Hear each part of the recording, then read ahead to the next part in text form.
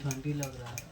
Hello बच्चों, आप लोग के सामने मतलब बहुत सारे प्रश्न होंगे क्योंकि अभी एग्ज़ाम का समय धीरे धीरे देख रहे हैं बहुत करीब आते जा रहा है और बहुत ऐसे बच्चों में थोड़ा सा हड़बड़ी बेचैनी नज़र आ रही है।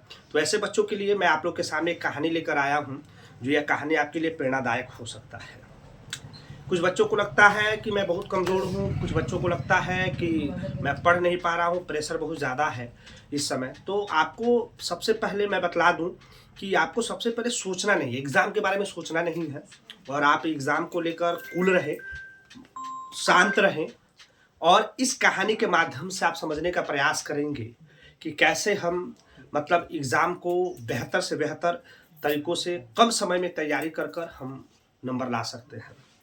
देखिए, जब इस सृष्टि का निर्माण हो रहा था, जैसे कि हम भारत महिमा पाठ में पढ़ेंगे ना, तो जब इस सृष्टि का निर्माण हो रहा था, जब ये जगत बनाए जा रहे थे, तो सारे जो देवतागण थे आपस में बैठकर मीटिंग कर रहे थे और मीटिंग के दौरान सबसे मतलब इम्पोर्टेंट मतलब जीव बनाए जा रहे थे, वह था मानव।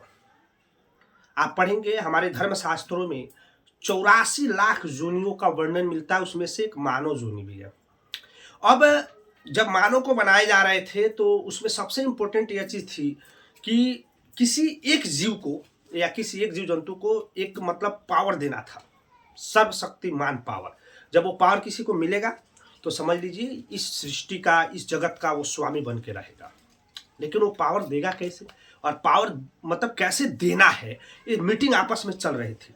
तभी कुछ उसमें से देवतागण खड़े हुए और बोले कि मानव को पावर देने से अच्छा है कि आप हिमालय पर्वत राज्य पर उस पावर को रख दीजिए ले जाकर। जो उस पावर को पहचानेगा वो सर्वशक्तिमान हो जाएगा, जाके लाएगा सर्वशक्तिमान हो जाएगा। सब कोई जाएगा हिमालय पर्वत पर और सर्वशक्तिमान हो जाएगा। उसी में से कुछ ऐसे भी देवतागण थे जो जान रहे थे कि एक समय आएगा, वह समय कलियुग का समय होगा और कलियुग का जो समय होगा उसमें तो सभी लोग जा सकते हैं हिमालय पर और हिमालय पर सब लाएंगे, सब शक्तिमान हो जाएंगे। तो फिर पावर का कोई उपयोग नहीं रह जाएगा, कोई महत्व नहीं रह जाएगा। कुछ लोग बोले कि काम करते हैं तो समुद्र के नीचे रख देते हैं। समुद्र के नीचे रखने की बात आई तो फिर उसमें से कुछ देवतागण खड़े हुए और बोले कि नहीं नहीं नहीं नहीं, हम समुद्र के अंदर नहीं रख सकते हैं। क्यों नहीं रख सकते हैं? क्योंकि फिर कलियुग आएगा, टेक्नोलॉजी इतनी बढ़ जाएगी कि हर मनुष्य जाएगा समुद्र के अंदर और पावर लेके आएगा, सर्वशक्तिमान बन जाएगा।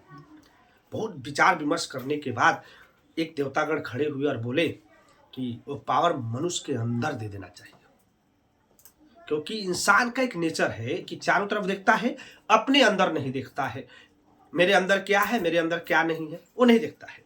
वो पावर मनुष्य के अंदर दे दिया जाए और जो उस पावर को पहचानेगा वह सर्वशक्तिमान हो जाएगा। मेरा कहने का तात्पर्य है कि वह पावर हर मनुष्य के अंदर है। जब आप अपने पावर को पहचानेंगे तो आप सर्वशक्तिमान बन जाएंगे। लेकिन कहने का मतलब है कि पावर को पहचानेंगे कैसे, तरीका क्या है? तो वह पावर का तरीका पहचानने का है आपका मेहनत। जितना हार्ड वर्क करिएगा, जितना बेहतर मेहनत करिएगा, वह पावर आपके करीब आते जाएगा, आप उस पावर के करीब पहुंच जाएंगे और एक समय आएगा कि आप सर्वशक्तिमान बन जाएंगे। इन 30 दिनों में या 45 दिनों में जो भी समय आपके पास बचा है, आप उस पर सिर्फ फोकस करें, रिजल्ट पर फोकस मत करें कि मेरा रिजल्ट क्या होगा क्या नहीं होगा। आप अपने पढ़ाई पर फोकस करें। जितने समय आपके बच गए हैं उस पर आप एक प्लानिंग बनाएं, प्लानिंग के हिसाब से आप देखें। आपको पता है कि आप किस सब्जेक्ट में कितने कमज़ोर हैं। जिस सब्जेक्ट में आपको ज़्यादा लगता है कि मैं कमज़ोर हूँ उस पर ज़्यादा मेहनत करें और सब पर थोड़ा थोड़ा मेहनत करते जाए। अभी बहुत समय बचा हुआ है। हनुमान जी को शक्ति के बारे में पता नहीं थी, लेकिन हनुमान जी को शक्ति पहचानने के लिए अंगद और जामवंत थे। उन्होंने कहा हनुमान जी आप लंका पार जा सकते हैं। बस आपके पास एक ऐसे मित्र और एक ऐसे शिक्षक की होने की आवश्यकता है जो आपके पावर को बता सके और उस पावर को आप पहचान लेंगे तो फिर आपका जो रिजल्ट होगा और आने वाले आपके भविष्य होंगे बहुत बेहतर होंगे। Thank you.